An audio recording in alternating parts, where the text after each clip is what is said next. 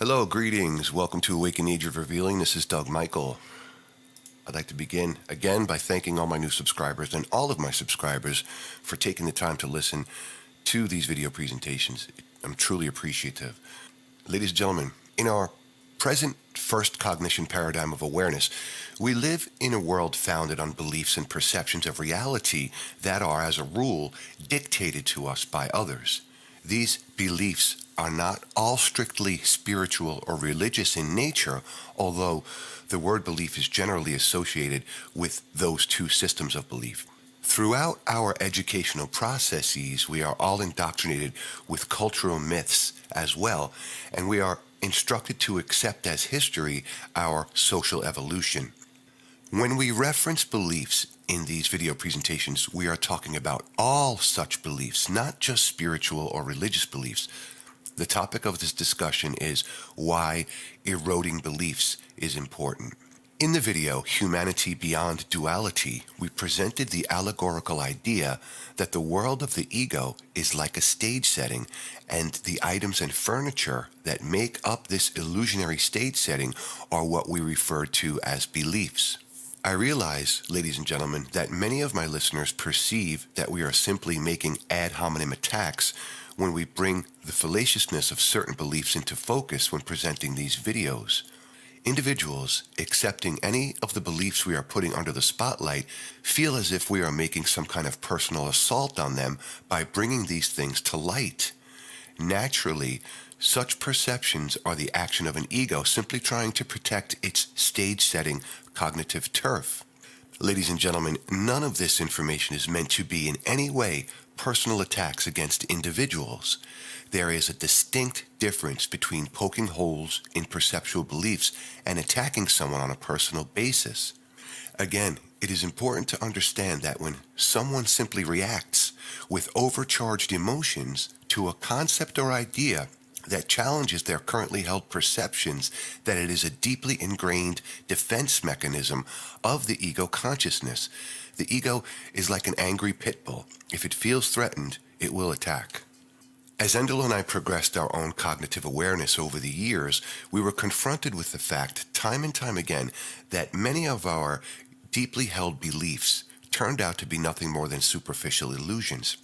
I've personally experienced this over and over again through the years.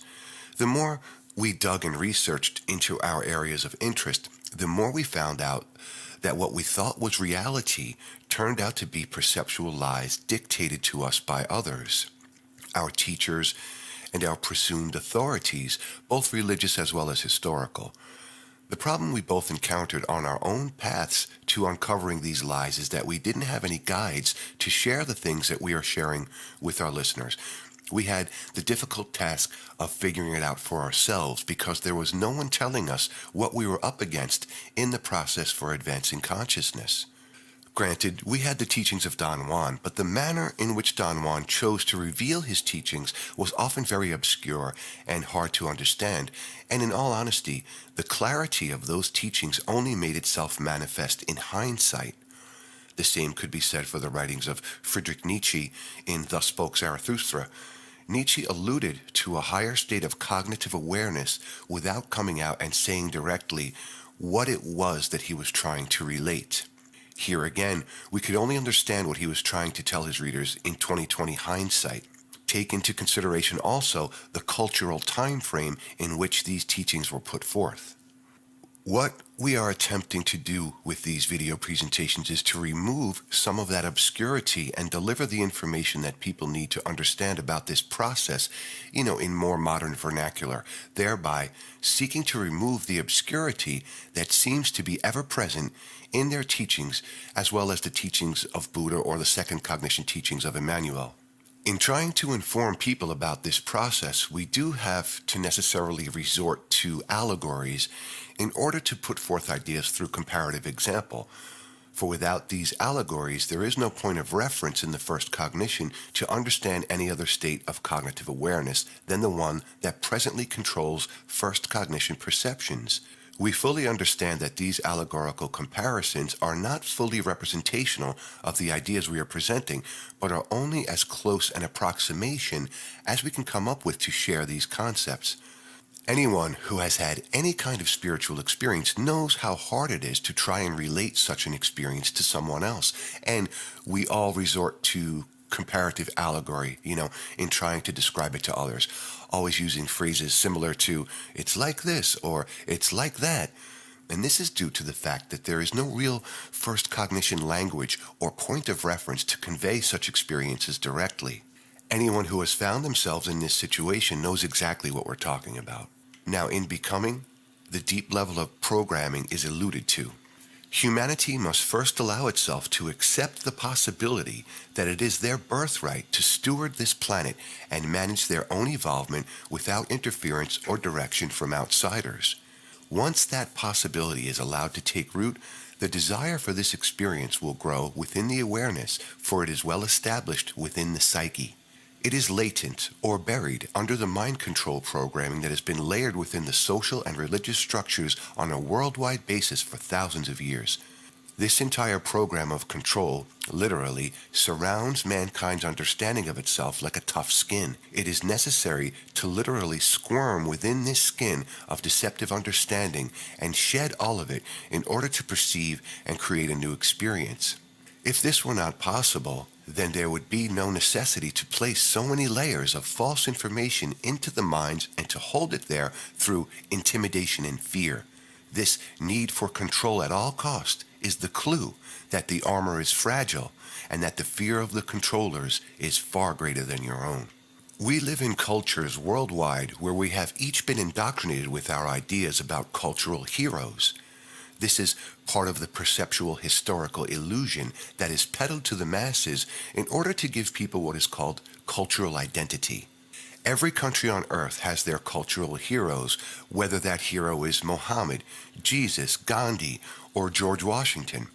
Of course, in modern Western culture, the heroes have become athletes, jackass pop stars, or even criminally insane politicians, but you get the point.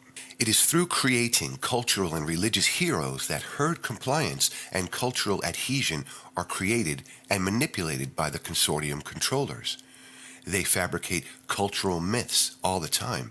We recently exposed the anonymous movement as one of the latest cultural myths to come into being, and we also exposed how it is an illusionary scam designed to compartmentalize cultures and has created just another herd mentality in its followers. Anonymous has become the latest cultural hero to its multitudes of followers who will avidly defend the illusion of what the organization represents as fervently as one defends their national or religious illusions. This is how herds are not only created, but also serve to illustrate how they are corralled and controlled through perceptual illusion. Using the idea of the furniture on the stage set of the ego, Anonymous has become a chair or a couch on the ego stage set of those who have adopted Anonymous as their own personal cultural hero, and not only believe the illusion, but also defend the illusion. In order to advance into the second cognition, we each have to face the illusions of our own personal heroes, no matter who they may be.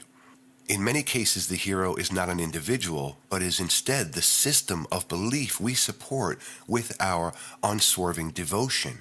Whether it is a belief in some accepted authority, national or cultural hero, or a belief system, they are all simply pieces of furniture that the ego hides behind to protect its domination over your consciousness. Endall and I are both intimately aware, through our own experiences, how cognitively painful it is to come to terms with the fact that the vast majority of what one believes is real is all a massive lie. It's so difficult to come to this realization, and so many fall away on the road to progress because they simply cannot see that there is something more outside of the cognitive box that we have all been conditioned to accept as all that exists. As one's inner consciousness seeks escape from this world of perceptual illusions, we each have to take away the pieces of furniture on the ego's stage set, fabricated reality, in order to deconstruct our individual illusionary perception of reality. Because we are all indoctrinated with so many layers of these beliefs, moving the furniture off the stage set is no easy task, and it takes time. When Endall and I went through our own processes, there was no one who had fully experienced this to give us any guidance as to what this process entailed, nor what the final result of these actions would lead us to discover about ourselves and the second cognition. Through these video presentations, we are trying to rectify that total lack of information that we faced on our own journeys by providing explanations that simply don't exist elsewhere in the marketplace, or at least not that we've discovered. When my subscribers and listeners take in the information provided in these videos, they're being given information that no one else has provided throughout history, particularly when defining the ego as a parasite program on your consciousness. There is not a single historical source that has instructed humanity of this one major important fact where advancing human consciousness is concerned. Granted, there are those traditions started by Buddha that taught that the ego needs to be overcome, but there is not a single tradition on the planet that accurately described, just what the ego is. Even our most lettered scholars in the mind sciences haven't figured this out, keeping themselves stuck on the reliance of Freud's observations on the ego as a necessary element of human consciousness. They all seem to blindly accept the erroneous idea that the ego is necessary and that advanced consciousness can only be achieved through mystical processes, mostly espoused through Eastern spiritual traditions or their theosophical adaptations. The modern practices of psychology and psychiatry are strictly focused on healing the ego, not helping people understand how to transcend it, and there is a major difference in this. They are in practice to help the client's ego feel normal in the first cognition world so they can remain nothing more than a functioning cog in the first cognition reality. Because the ego has had a lifetime of indoctrination as well as only being presented with choices and belief which are governed by the say-so of others, we each find our consciousness penned in, corralled into accepting the ideas that we are fed to shape our cognitive reality. Through all of these controlled perceptual choices, our egos populate its stage-set fictional view of the world. No one is exempt from this type of cognitive indoctrination. Absolutely no one.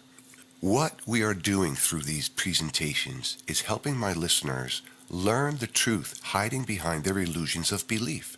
We are offering the opportunity for each of you to start removing the furniture from the stage-set fictional reality of your own ego. The purpose of removing these items of furniture is designed to eventually lead you to the point where you can finally stand toe-to-toe with your own ego on an empty stage set, where the ego no longer has the furniture of its beliefs to hide behind. By removing all of this furniture, you will eventually find your ego standing on an empty stage set with no place to run and no place to hide. When all of its protective illusionary beliefs are removed, when all of the allegorical furniture is removed from the stage set, there is only your inner consciousness and your ego with nothing else to distract you from this one-on-one challenge to finally take control of your own consciousness. So long as you accept one single belief that the ego has adopted as part of its personal armor, there will be something for it to hide behind that it can use against your inner consciousness as a weapon to sow doubt and fear, and ultimately avoid taking on the ego face to face. The programming and indoctrination is so deeply ingrained within the human consciousness to identify with this tiny aspect of the psyche that anything even slightly outside of that limited perceptual awareness remains unrecognizable to most. The layers of perceptual programming run so deeply that the monumental undertaking it entails to remove those layers is an area that few dare to tread. One of the biggest problems we all face on this road to independent cognitive awareness is the fact that we have all been indoctrinated to be social creatures. We've been told since childhood that we should fit in, and we often measure our own self-worth by how well we are accepted by other herd members or how many friends we have. This incessant need for approval from outside of the self keeps one anchored firmly within the collective herd. You have to realize, ladies and gentlemen, that this indoctrinated need for social acceptance is what allows the herd mentality to control our psyches. Because of this social indoctrination, as a general rule, the ego fears being alone just about more than any other fear it can imagine. It either requires fellowship with other followers of its particular religious or political affiliation, or it is always seeking other, quote, like-minded people with which to associate. As many of my listeners have learned along their own difficult paths, when you start to expand your awareness and see the corruption in the world around you and try to explain it to others, they often become fearful of you, calling you paranoid, crazy, or whatever, because your views so utterly challenge their own limited worldview. In many cases, your friends will abandon you as a result of the fear that your uncomfortable truth shows them. It's easier to drop you like a hot rock than it is for them to face the truths you are sharing. If you find yourself under such attack from those still plugged into the world of cognitive tyranny, take it as a sign that you're on the right track. Because of this socialization process into accepting the herd mentality, people are more comfortable in the herd, and they often rebel at any idea that goes against the herd ideas, often on knee-jerk reaction, even if the particular herd mentality is only half a dozen friends who have adopted a certain set of beliefs. The closer we are to the individual herd members, such as, friends and family, the harder it is to advance ourselves so long as we try to get them to see a higher perspective and attempt to drag them forward when they refuse to change their own perspective. We cannot drag anyone forward because this is an individual journey. In situations like this, we are finally faced with one of our greatest hurdles on the road to cognitive advancement, and that is breaking the need for social acceptance. Look at what happens to, say, the outsider child, the introvert, or simply those who do not so easily fit in. They are shunned or rejected by the herd. Don Juan once told Castaneda that he had to leave all of his friends, that their approval and acceptance was one of his major hindrances on the road to higher awareness.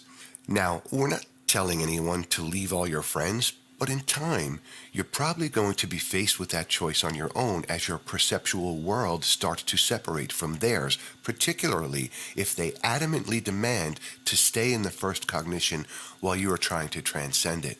If you maintain your focus on your own cognitive advancement, you will eventually be faced with a parting of the ways. This is particularly true if your social friendship is founded on shared spiritual beliefs. The more you grow and the less they choose to grow is going to create a friction, and the downside to this equation is that most people cave in to the socialized programming and decide they are not going to lose their friends, and their path to greater awareness comes to an end in favor of social acceptance. As one advances their perceptual awareness, there is a literal increase in the vibratory rate of frequency of the individual, and others that may still be stuck within the denser, lower vibratory rate can become quite uncomfortable around you. Many people mistakenly believe they can live in both worlds, that they can have what their ego demands and still advance their consciousness. This is nothing more than wanting to have your cake and eat it too. As we've noted in these presentations, you can't serve two masters.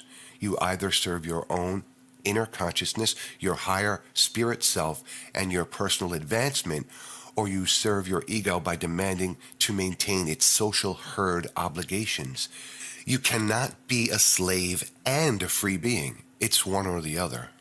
As one progresses toward the second cognition, they become keenly aware of how the first cognition is a world of drama. The more one advances their consciousness, the less interested they're going to become where engaging in these superficial dramas and people's ego melodramas are concerned. Many of my listeners are liable to take the road of the hermit, not to make some kind of statement, but due to the fact that it just plain gets tedious to continually engage in such first cognition ego dramatic nonsense. As Endall says, one becomes a hermit out of necessity of protecting their own sanity and peace of mind. Now, this doesn't mean that one retires from life to go live in a cave. It simply means that it becomes much more difficult to operate within the herd. If one does maintain friendships, the nature of those friendships is going to change, becoming little more than a superficial sort of glad handling without the depth that the engaging in personal dramas used to entail. This is one reason I put out the new experiment video offering to see, how many people are interested in creating a network that supports others on their individual path to the second cognition that moves away from all the first cognition demands for drama and emotionally debilitating behavior. None of the observations in this video are instructions about what one should or shouldn't do. They are simply observations that seem to be a standard norm in the experiences of people who stay the course for cognitive advancement. We are only revealing the hurdles that you are most likely going to encounter along the way, because these are generally common factors that anyone on the road to higher awareness faces at one stage or another of their development. Much of it seems to be par for the course. It seems that no matter where we turn in the first cognition world, we find egos on parade in one format or another. The world of the first cognition is an elaborate, melodramatic play of egos, and when you reach the point of an observer, you really start to see it for the calamity that it is. It's sort of like watching an extravagant theater production performed by inmates of an insane asylum. This is true on every website and chat room one visits on the internet, regardless of what the topical matter of the discussion forums is related to. At this present time, we can't find any kind of environment where people who are seeking to advance themselves can find answers and communicate with others who are going through their own painful process of cognitive advancement. We find no forum of truly informed individuals or advisors to help people through their own process of personal understanding. All we are met with at every turn, particularly in matters of cognitive development, is websites devoted to spewing out one prefabricated New Age or esoteric belief system or another. It is truly a spiritual wasteland, and it's something we feel needs to be resolved in favor of those who are doing the hard work to advance themselves. The new experiment video was the first attempt at creating such a supportive and educational network. We've observed a few individuals who have taken this idea to heart, but out of the large number of subscribers, in all honesty, we've seen very few takers on the offer.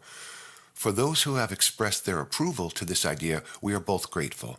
The new paradigm books that we've been referencing quite a bit have repeatedly expressed the fact that this advancement of human consciousness is going to take participation. Again, it lies in the transcendence of competition in favor of the spirit of cooperation. In support of what I've stated so far in this presentation, Embracing the Rainbow explains, this process will require that individuals separate themselves from those refusing to change their perceptions and to align themselves with others who are willing to make this change. When lives begin to change as a result of accepting and using personal responsibility through the application of the universal laws, those previously unwilling to change will again choose to follow suit or not. Remember that free will is the loose cannon of the third dimension, and the freedom to choose is made by all, whether they admit it or not. The new experiment video was an invitation for people to energetically align themselves with other people seeking the second cognition and those seeking to help create the new paradigm. As we are confronted with losing our friends who insist on remaining in the first cognition, at the present time, we are faced with nothing more than a solitary existence in a world that demands social acceptance, which frankly scares the shit out of most people because the social indoctrination runs so deep within our psyches. The alternative to this solitary existence is found when we pay heed to what Embracing the Rainbow instructs us about in regard to finding others with whom we energetically align, rather than seeking to maintain the superficial acceptance of the first cognition herd. Embracing the Rainbow further emphasizes this point when it reveals, humanity can change this long-standing experience, break the chain, and return to the evolving citizenship of the galaxy universe by choosing responsibility and applying the laws in their daily experience, both individually and as a group. Because of the presence of polarity, when those are drawn together as a group, this also repels those who choose otherwise, and a great division is made. The application of the laws creates a cooperative situation that allows for protection from the fear of the actions of the other groups in most surprising ways. The vibration increases rapidly, and protective means are most creative indeed. What this passage reveals is that we are at that evolutionary cognitive point of separation. We now have a firm and legitimate choice before us, which doesn't exist in the first cognition world of manipulated choices. This point of separation and division is not the standard variant of first cognition divisiveness and warfare. It is division along energetic lines. One either chooses to align themselves with the first cognition world of perceptual illusions, or one aligns themselves with the second cognition and the energies of the new paradigm of heightened consciousness and expression of human experience. Separation can occur without conflict. It is simply choosing one thing over another, and where human cognitive advancement is concerned, we now have a definitive and achievable objective when we understand the second cognition. All it requires of the individual is choosing which energetic paradigm in which they desire to live. In all honesty, Endall and I both see the necessity of trying to create a genuine educational platform through which people can interact and learn from one another. We are already discussing creating a website to facilitate this idea, although the idea is mainly in the soundboarding stages at the moment. It's going to take time and expense to create such a working forum, and it is not going to be open to the public at large, where random ego-driven assholes can come in and poison the waters, as they do with every spiritual website and chat room presently in existence. In all honesty, neither of us are well off with money to burn, so at the moment, we're only discussing this option until such time as we can see enough people willing to participate to even go to the expense of creating such a platform. There's no point in building a house if no one wants to move in and inhabit it. We expend a lot of time and effort in presenting these videos in order to help educate the ground crew with an eye to easing your own transition into the second cognition of higher perceptual awareness. But as the new paradigm books emphasize over and over again, this new reality won't come into being without participation, without an exhibition of that willingness to participate by other members of the ground crew. We are not in a position to throw good money after bad, by creating a forum for participation in which no one wants to participate. Whether this idea moves off the sounding board into a reality is dependent on each one of you who's willing to participate. Without that willingness to participate, we wonder if we are just talking to the wind, and we also realize that if the willingness to participate is present, we can all learn from one another and share experiences and ideas to facilitate stepping into a new perceptual awareness and to begin building the bridge into a new reality, one that nurtures a free humanity as opposed to the current paradigm that keeps humanity in cognitive slavery and perceptual tyranny. Ladies and gentlemen, thank you for taking your time to listen to Awake in the Age of Revealing. I extend my gratitude and my deepest thanks to any and to all who take the time to consciously push forward and advance their own conscious awareness and search for the truth. This is Doug Michael again. Thank you, and until next time, walk in peace.